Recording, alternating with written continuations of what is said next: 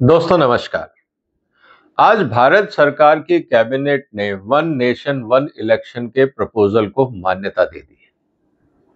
सुनने में बहुत अच्छा लगता है कि इस देश में जो रोज चुनाव होते हैं जिसके कारण डिस्टरबेंस होती है, उससे मुक्ति मिलेगी और एक बार 5 साल में चुनाव होंगे और फिर सारे लोग मिलके 5 साल तक देश के भविष्य के लिए, देश के निर्माण के लिए लग के काम करेंगे। बहुत उत्तम विचार हैं, लेकिन जो लोग राजनीति को समझते हैं और जो जमीनी हकीकत को समझते हैं, उनसे अगर आप बात करें या आप और हम जो एज ए वोटर जिस तरह से हमारे देश में पॉलिटिक्स और पॉलिटिशियन हैं, अगर हम उनको ध्यान से देखें तो लगता है कि कहीं ये इस देश के भविष्य के साथ खिलवाड़ ना हो जाए, एक बहुत बड़ा डिजास्टर ना हो जाए। नीयत अच्छी है, लेकिन इसके पीछे जो षड्यंत्र रखा जा सकता है या जिस तरह से इस सिस्टम को मैनिपुलेट किया जा सकता है, अगर हम उसको ध्यान से देखें तो कभी-कभी लगता है ये बहुत डरावने वाला या डराने वाला प्रस्ताव हो सकता है। आज मैं इसकी चर्चा आपके साथ डिटेल में करूंगा। इसीलिए आपसे निवेदन है कि आप इस वीडियो को शेयर करें, इस चैनल को सब्सक्राइब करें, क्योंकि यह मुद्दा बहुत गंभीर है। इस देश की राजनीति के साथ-साथ इस देश की डेमोक्रेसी और इस देश के भविष्य और सबसे बड़ी बात इस देश के नागरिकों के वेलफेयर से जुड़ा हुआ सवाल है। दोस्तों, जो सबसे बड़ा लॉजिक दिया जाता है कि हमें एक साथ चुनाव क्यों करने चाहिए, उसका सबसे बड़ा कारण है कि देखिए, इतने चुनाव होते हैं और बहुत खर्चा होता है, बहुत डिस्टरबेंस होता है। इसीलिए अगर एक साथ चुनाव होंगे तो खर्चा कम होगा और डिस्टरबेंस कम होगा। अब दोस्तों, ये वास्तव में जो खर्चा है ये कितना होता है, इसकी मैं चर्चा आज आपके साथ करने वाला हूं। दोस्तों, इसमें वास्तव में खर्चा कितना होता है, इसकी चर्चा आज मैं आपके साथ करने वाला हूं, इसलिए आप ध्यान से इस बात को समझिएगा। मैं बात कर रहा हूं 2019 के चुनाव की, जिसका आंकड़ा हमारे सामने है। अभी 2024 के चुनाव हुए हैं, उनके डेटा आना अभी बाकी है, एनालिसिस हो रहे हैं, लेकिन जो 2019 में हुआ था, पिछली बार लोकसभा चुनाव में, मैं उसके आंकड़े आपके सामने रख रहा हूं। दोस्तों, 2019 में जो लोकसभा के चुनाव हुए थे उसमें 8,054 कैंडिडेट 8,054 कैंडिडेट चुनाव में खड़े हुए थे और कुल सीटें थी 543। सो 543 के लिए 8,000 से ज्यादा कैंडिडेट खड़े हुए थे। टोटल पॉलिटिकल पार्टीज जिन्होंने इन चुनावों में भाग लिया था वो थी 673। 673 पॉलिटिकल पार्टीज ने चुनाव में हिस्सा लिया था और जो टोटल बूथ थे वो थे 10,37,000। ये था टोटल संख्या कि कितने बूथ हुए होंगे, और जो टोटल एलिजिबल वोटर थे भारत के वो थे करीब 97 crore, 96.8 to be precise. 96 crore voter थे हिंदुस्तान में। ये था आंकड़ा, और इस सब को करने के लिए जो खर्चा हुआ था वो आकलन ये है कि 1,25,000 करोड़ से लेकर 1,35,000 करोड़ तक का खर्चा टोटल इलेक्शन में हुआ था। अब सवाल इस बात का है कि क्या ये जो खर्चा है 1,35,000 करोड़, क्या ये उचित है या अनुचित है, इसकी चर्चा मैं आपसे करूंगा। और फिर वन नेशन वन इलेक्शन की जो हम बात कर रहे हैं उसका खामियाजा क्या होगा और उसके फायदे क्या होंगे, मैं उसकी भी चर्चा करूंगा। टोटल जो इलेक्शन कमीशन का खर्चा हुआ था वो हुआ था करीब, अंदाजन ये है कि 4,000 करोड़ रुपए के आसपास। तो 5 साल में अगर लोकसभा का एक बार चुनाव होता है और 4,000 करोड़ या 5,000 करोड़ भी खर्चा होता है, तो 1,000 करोड़ रुपए सालाना के हिसाब से खर्चा होगा। ईमानदारी की बात यह है दोस्तों, ये कोई बहुत बड़ी बात नहीं है, क्योंकि अगर आप भारत की आबादी देखें, करीब हम 140 करोड़ या 100 करोड़ वोटर की अगर हम बात करते हैं, 100 करोड़ वोटर को हर साल अगर उन पे 1,000 एवरेज का खर्चा किया जाए, 1,000 करोड़ का, तो हम बात कर रहे हैं 10 रुपए पर वोटर जो इलेक्शन कमीशन का खर्चा होगा। अगर हिंदुस्तान में सशक्त डेमोक्रेसी बनानी है तो क्या हम उन पे 10 रुपए साल में वोटिंग के लिए खर्च नहीं कर सकते? चाहे चुनाव 5 साल में एक बार हो तो 50 रुपए पर वोटर इलेक्शन कमीशन का ऑफिशियल टैक्स पेयर का खर्चा होगा। मुझे नहीं लगता कि ये कोई बहुत बड़ी चिंता की बात है। चिंता की बात यह है कि 1,35,000 करोड़ रुपए जो पॉलिटिकल पार्टीज और कैंडिडेट खर्चते हैं, उन पे खर्चा कम कैसे हो, सारा मुद्दा ये है। आफ्टर ऑल अगर ये खर्चा होता है तो इसका मतलब ये है कि जो पॉलिटिकल पार्टीज की तिजोरियों में और पॉलिटिकल कैंडिडेट्स की तिजोरियों में जो टैक्स पेयर का पैसा या वोटर्स का पैसा या सिटीजन्स का पैसा इकट्ठा होता है, ये कहां से होता है? ये उनकी कोई फैक्ट्रीज तो नहीं है। या तो ये भ्रष्टाचार से इकट्ठा होता है और या फिर ये चंदा मांगने से इकट्ठा होता है, और तो कोई इनको पैसा देगा नहीं। इसका मतलब यह है कि जब भी 5 साल में चुनाव होते हैं तो 1,25,000 से 30,000 करोड़ रुपए वापस इकोनॉमी में आता है, क्योंकि ये लोग साल भर पैसा इकट्ठा करते हैं अपने चुनाव में लड़ने के लिए, उसमें खर्चा करने के लिए। तो मेरी एक बात का जवाब दीजिए दोस्तों कि 1,30,000 करोड़ रुपए जो वापस इकोनॉमी में आता है ड्यूरिंग इलेक्शन टाइम, चाहे वो कैंपेनिंग में हो, गाड़ियां खरीदते हो, बैनर पोस्टर हो, टीवी के ऐड हो, सोशल मीडिया पे खर्चा हो, प्रोफेशनल्स को खर्चा हो, वीडियोस बनते हैं, गाने बनते हैं, मूवियां बनती हैं, एड्स बनते हैं, ये सारा खर्चा देश की इकोनॉमी में वापस आता है। अगर मान लीजिए कि बार बार चुनाव होते हैं तो जितना पैसा पॉलिटिशियंस इकट्ठा करते हैं ये वापस इकोनॉमी में आएगा, ये सही है या गलत है, इस पे जरा विचार करिए। दूसरी बात, आप ये कह रहे हैं कि अगर इलेक्शन बार बार नहीं होंगे तो बार बार पॉलिटिशियन चंदा लेने नहीं जाएगा, इससे भ्रष्टाचार कम होगा। क्या आपको लगता है? क्या आपको लगता है कि शेर कभी वेजिटेरियन हो सकता है? अरे भाई, जिसकी प्रवृत्ति है कि कुर्सी का मिसयूज करना, जिसको उसके खून लग गया है कि रिश्वत मांगे बगैर काम नहीं करना, अगर चुनाव हो ना हो, क्या आपने कभी रिश्वतखोर इंसान को मौसम के हिसाब से या त्योहार के हिसाब से या सीजन के हिसाब से भ्रष्टाचार करते देखा है? ऐसा तो नहीं होता है।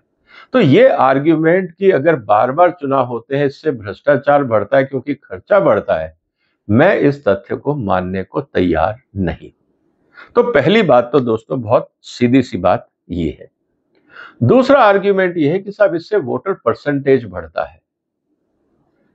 वोटर परसेंटेज बढ़ने के कई कारण होते हैं। कभी कभी लोग गुस्से में जाके वोट करते हैं और कभी कभी लोगों को ओवर कॉन्फिडेंस होता है कि 400 पार तो मोदी साहब ने कह दिया, जब सत्ता में वो आ ही रहे हैं तो वोट दे के क्या करना है, अपने घर पे बैठे रहो। सिर्फ इसीलिए कि 5 साल में एक बार चुनाव होगा इसलिए लोग वोट देंगे, कोई जरूरी नहीं। वोट नहीं देने के भी कारण होते हैं और वोट देने के भी कारण होते हैं। कभी आदमी गुस्से में काम करता है और कभी आदमी गुस्से में काम नहीं करता है। कभी आदमी खुश होकर काम करता है और कभी आदमी जरूरत से ज्यादा खुश होता है तो वो काम नहीं करता है। ये स्थिति भी हमारे सामने है, तो इसके पीछे भी मुझे कोई आर्ग्यूमेंट नहीं दिख रहा है। दूसरा जो सबसे बड़ी बात है कि साहब 5 साल में एक बार चुनाव होगा तो फिर लग के सरकारें काम करेंगी। सोचने में मुद्दा बहुत अच्छा है, लेकिन मैं अब आपके सामने एक इसका दूसरा पहलू रखता हूं। मान लीजिए कि आप सत्ता में आ गए। अब आपको पता है कि 5 साल तक आपको कोई सत्ता से हटा नहीं सकता, क्योंकि 1 नेशन 1 इलेक्शन 5 साल में एक बार।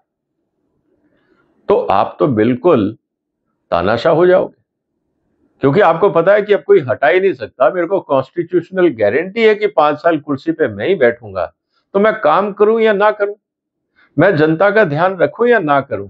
तो कुल स्थिति के अंदर क्या है दोस्तों, क्या अराजकता बढ़ेगी या कम होगी?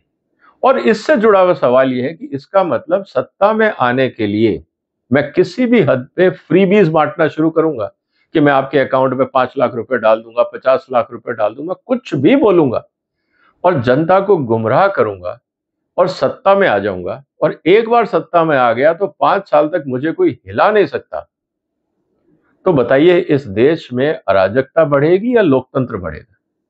क्या इस देश की जनता खुशहाल होगी या नहीं होगी? एक बार झूठ बोल के अगर मैं सत्ता में आ गया और उसके बाद मैं काम नहीं करता, तो आप मुझे कैसे हटाएंगे?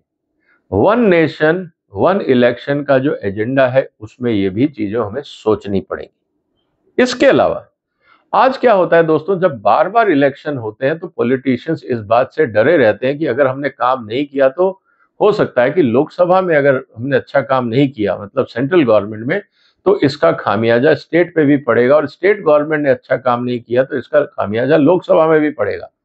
तो सरकारों पे दबाव रहता है काम करने का। लेकिन अगर ये दबाव हट गया कि 5 साल तक अब मेरा कोई कुछ नहीं बिगाड़ सकता, तो कौन काम करवाएगा इन पॉलिटिशियनों से? ये सरकारें क्या काम करेंगी?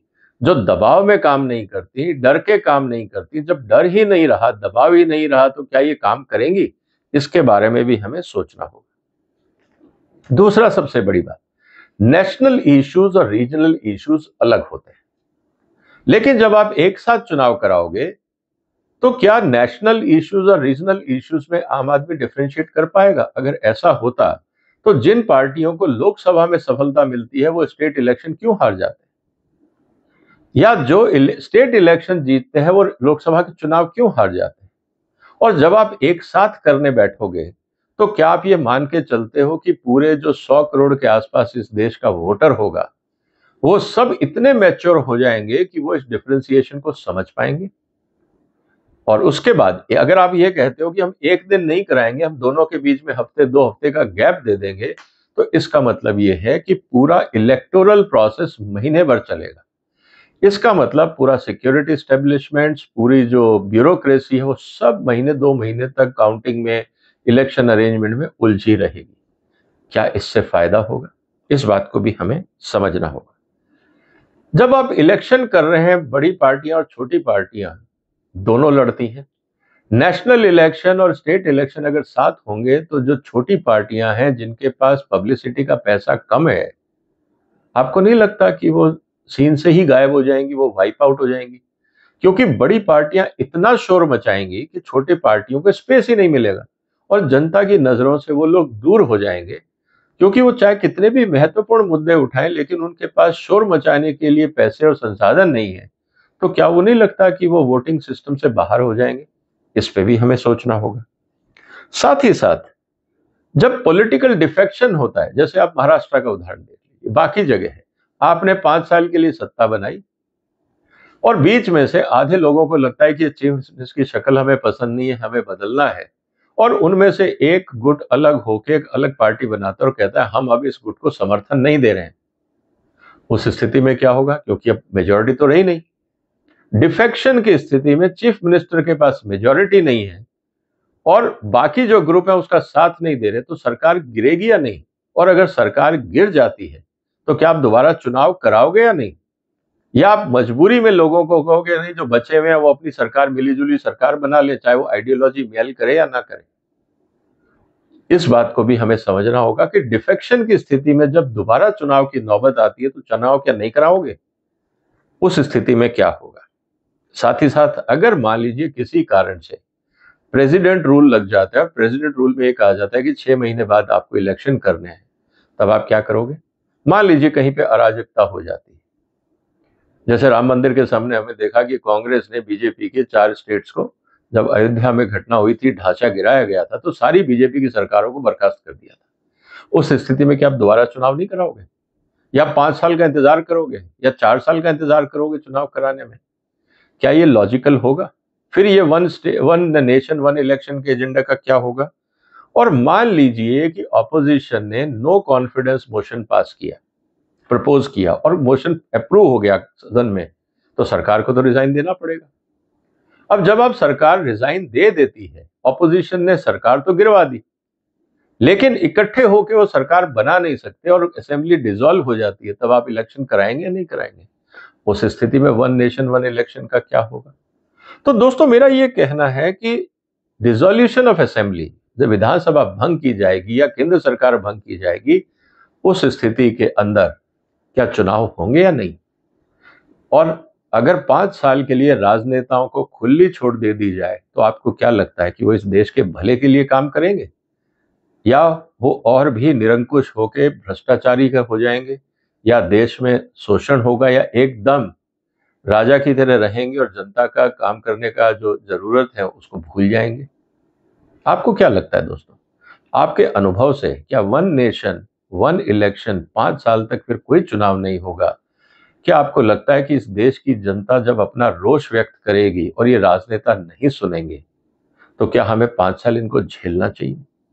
या बदलने का उपचार होना चाहिए बीच में, अभी इस पे चर्चा होना बाकी है। आपके क्या विचार हैं दोस्तों? क्या वन नेशन वन इलेक्शन इस देश में जो हमारा राजनीतिक एक्सपीरियंस रहा है, वो इस देश के पॉलिटिशियंस की जिस तरह से कार्यशैली रही है, उसके कारण हमें इंस्पिरेशन देता है या नहीं, भरोसा देता है या नहीं, इंस्पायर करता है या नहीं, या जैसे चल रहा है वैसे चलते देना चाहिए? आपके जो भी विचार हैं कमेंट बॉक्स में लिखिए। फिर मुलाकात होगी एक और महत्वपूर्ण मुद्दे के साथ। तब तक अपना ध्यान रखिएगा। फिलहाल वंदे मातरम।